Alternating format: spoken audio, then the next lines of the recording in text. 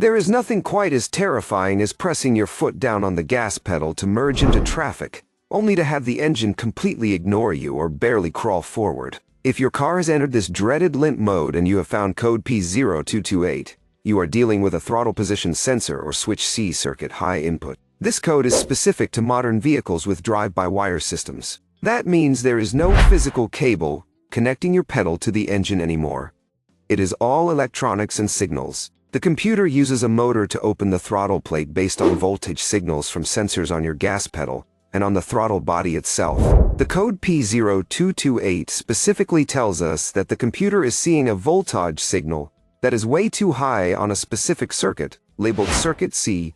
Usually, these sensors operate on a 0.5 to 4.5 volt scale. If the computer suddenly sees that voltage spike beyond the limit, it thinks the sensor is shorted or broken, and for your safety, it shuts down the power to prevent the car from accelerating uncontrollably.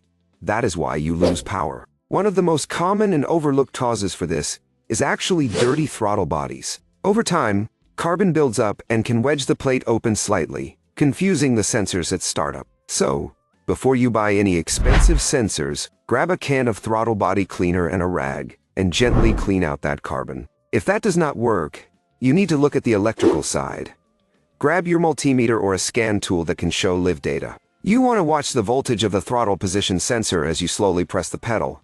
It should be a smooth climb. If you see sudden spikes or if the voltage stays stuck at a high number, you have found your culprit. It could be the sensor on the pedal, the one on the engine, or even a short in the wiring harness rubbing against metal. It is also worth checking for any technical service bulletins for your specific car, as some manufacturers have updated parts or software fixes for this exact problem. Don't let the electronics intimidate you.